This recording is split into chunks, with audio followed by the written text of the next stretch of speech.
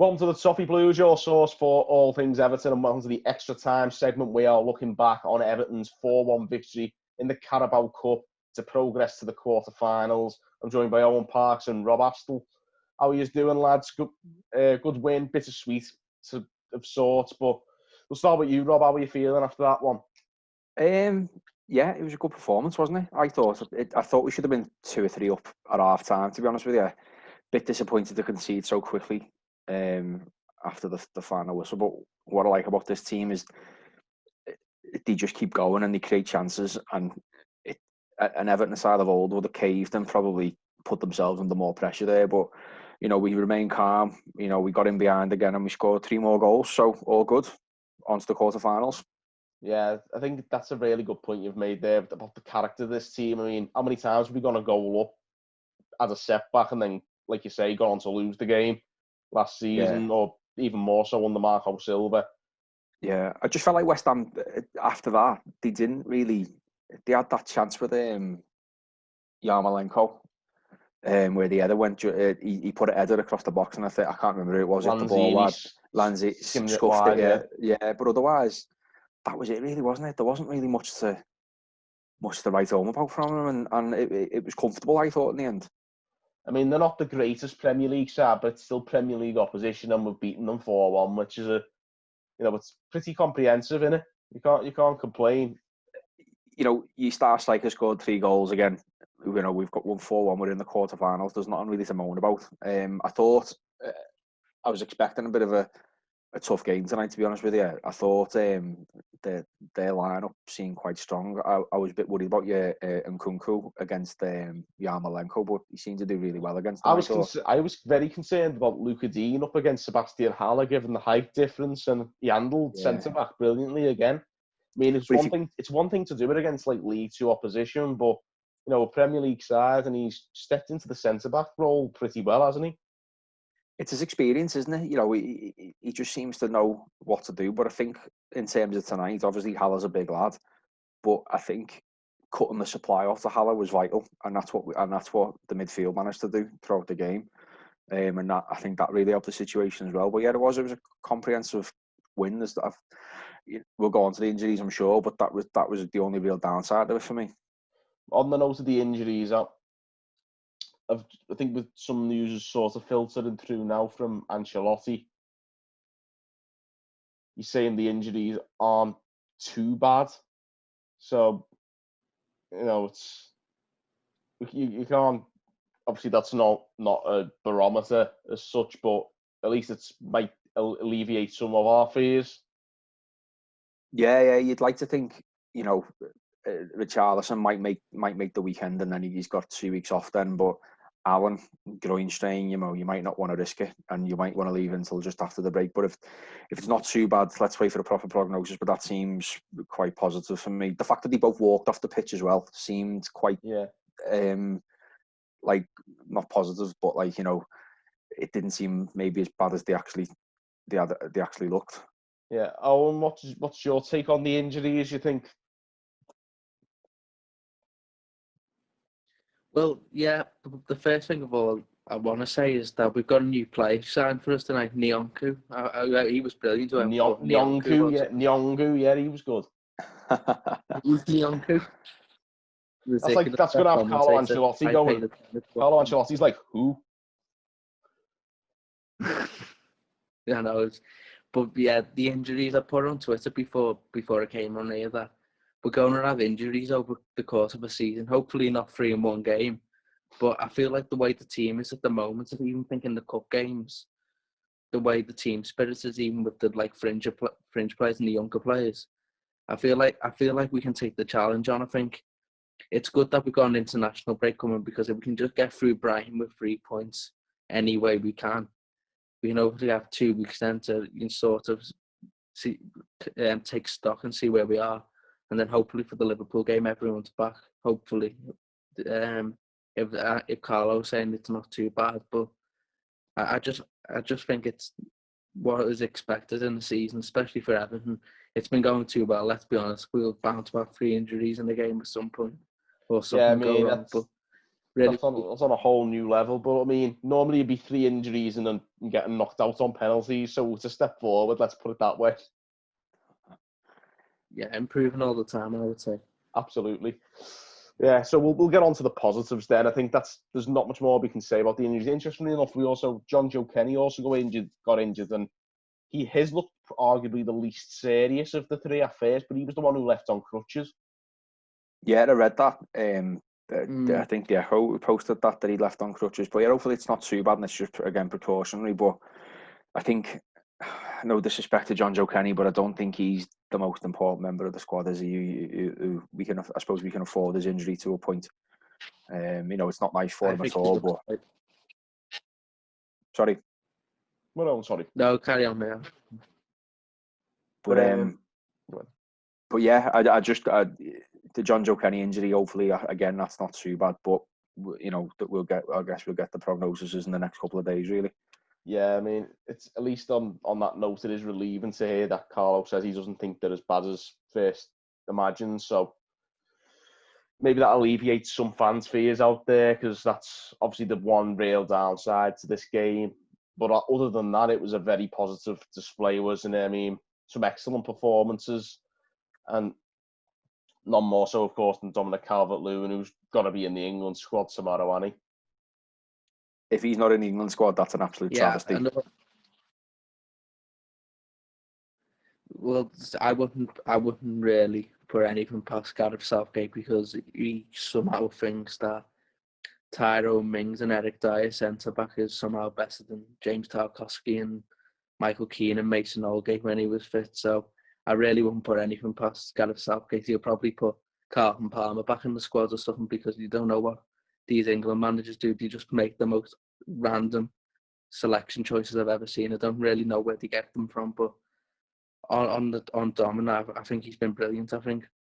But everyone who said he was a championship striker just makes me laugh, because even when he wasn't scoring goals and even when he wasn't playing too well, he was never a championship striker if you just looked at him play. I think he's such an intelligent footballer, and the way he controls the ball, he brings so many people into play. I think at the moment, even though he's scoring the goals, I think in the last year he's probably the most improved footballer in the country, because he's incredible. Yes, certainly. I mean, I was laughing. I think there was a point in the second half where he took the ball on his left foot and skied it over the bar from outside the area, and I thought, oh, fucking hell, Calvert-Lewin, he never scores with his left foot, and then he slots one beautifully with his left foot to seal a hat-trick. And, 2 hat-tricks in not even 2 weeks. It's just excellent, isn't it? I mean, against Premier League opposition as well. Yeah. And also, it's worth noting, a little statistic came out. He's the first person to score 2 hat-tricks for Everton in the same month since Dixie D. It speaks for itself, really, doesn't it? At the end of the day, what did he? Is that 8 goals in 5 games? Is that now 8 and something like 8 and 6? 8 and 6. So you could argue his target was 20. We're not even a third of the way into the season, and he's nearly halfway to his target. He could easily surpass that this year. The lad just looks on fire, and he's improved so many aspects of his game as well. That's like that finish was something. I don't think we'd have seen him slot a goal like that. That final goal, the finish was absolutely excellent. The first one for me, I thought was the better. The first one as well. The touch, yeah. And he just seems to be going from strength to strength. And even take the goals away from his game. One thing he has improved on over the last 18 months is his contribution to the game, holding the ball up, bringing other players into it. And he did it a few times tonight as well. Yeah, it was an all-round excellent performance from Calvert-Lewin, but he wasn't the only one, was he? I thought, especially like we talk about, like maybe the absence of Allen. I think Fabian Delph was very encouraging today, wasn't he? I thought his performance, and I mean, you know me, I'm usually a very big Fabian Delph basher on this show, but I thought he was absolutely excellent today. I'm the same too, mate.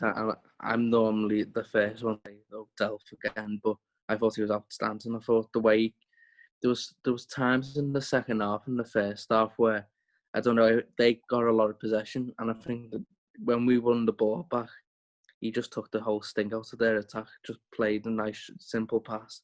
I think it was really effective what he did tonight. If he can keep that up, he's certainly an option for Everton this season, because that was really impressive tonight. And it's again, if we were playing, he was good last week as well, but if we were playing, I don't know, Swindon Town, you'd say, or Swindon Town, but West Ham are a Premier League team, okay, they might not be in great shape, but they're a Premier League team, and he did not look out of place in that Everton team tonight. And I think as we go along during the season, he might become an option for us. I certainly think he's better than Tom Davies. So that's another debate. I mean, Tom Davies didn't even get on today. But yeah, I think if anyone's going to go, it'll be Davies, no Delph. Looks like it, doesn't it? I mean, Gylfi Sigurdsson again, I thought he was really good today. I thought the thread for Calvert-Lewin was a brilliant little pass as well. You know, Sigurdsson played some really nice passes today. Iwobi come on for Richarlison. I thought he was all right. But, you know, we've got to reserve special praise for none other than James Rodriguez. I mean, again, just watching him play is just a pleasure in itself, innit? I don't know whether, sorry, Owen, what? I was just going to say, the likes of Man City and obviously Liverpool and Chelsea are used to watching players like him all the time, because it's totally alien to me watching players like him. I know, that's the thing with me, yeah. And it's weird, like, I don't know whether you, like, I'm waiting for Rodriguez to turn into, like, peak Kevin Morales and just be an absolute waste of space at times. And that's just the blue in me, but he just seems to control the game, and his intelligence, his passing, everything about him is just... He's everything this side misses, and you look at Calvert-Lewin is absolutely, and Richarlison are thriving off playing with him, and you know, long may it continue as well. And you know what, today, on a side note, he got stuck in defensively. I thought, yeah, better than before, definitely. Yeah, I thought that was a new side to his game, what we saw today, and you know, again, long may it continue. He seems to want to protect Coleman and Kenny a little bit. But yeah, James, he's just... And the beauty about him is as well, you don't... He starts on the right-hand side, but he's on the left, he's in the centre. He's almost got like a free role, because he's just that good at distributing. And but yeah, again, long may it continue. Yeah, it's excellent to see. You know what I've noticed with James as well? As well. I feel like for a long time, we Everton have been saying we lack leaders, and while James doesn't come across as like your typical screaming, shouting leader, I think he just does things in the game that leads the team throughout situations. I was talking about Delph before and the way he took the sting out of the game in the second half. I think James does something similar, but in terms of like momentum in the game, I think he just puts us on the front foot. Whereas last season we didn't have that player who was scared an opposition that much, except for Richarlison. I just think he puts the fear of God into teams, and he leads the team up the pitch. I think he's been unbelievable since he's come in.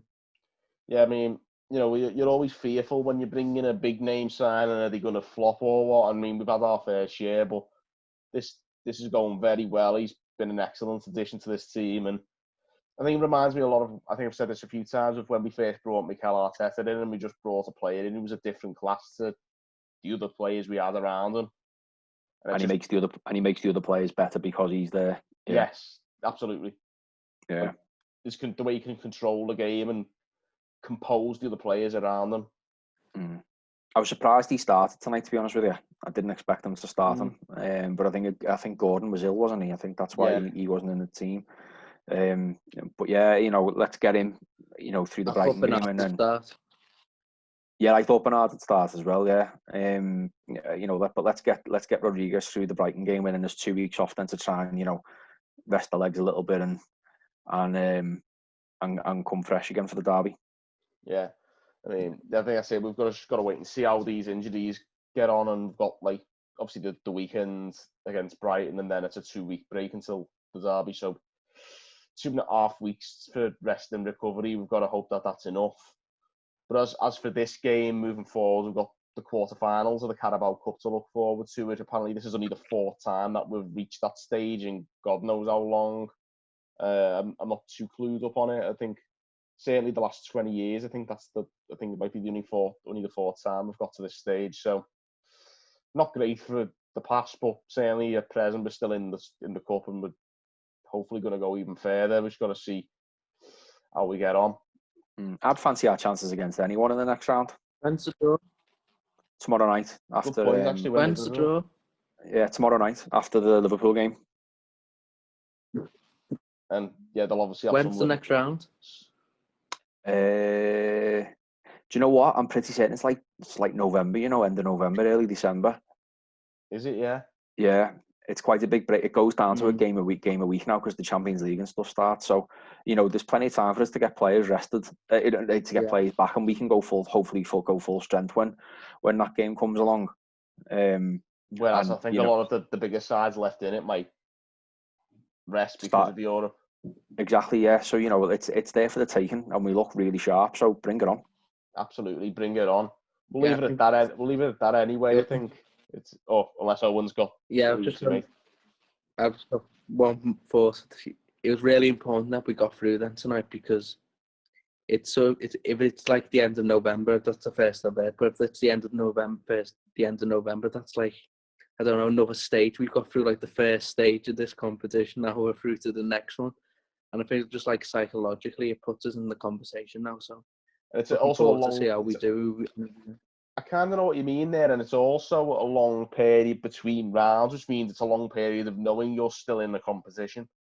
And it breeds, and that breeds confidence in its own right, doesn't it? Absolutely, yeah. Hopefully we can enjoy our football. Yeah, the Leicester game last year was the quarter-final, wasn't it? So that was played like early to mid-December. Yeah, it's maybe it's around then. But it's a one-legged game. Let's have it. I'll have anyone. Let's have it. I love that. Yeah. Let's have it. So there you have it, guys. Yeah. Let us know your opinions on Everton 4, West Ham United 1. Drop us a comment below. Give this video a like and subscribe and all the other stuff. And until next time, thank you guys for watching on the Toffee Blues. We'll see you later.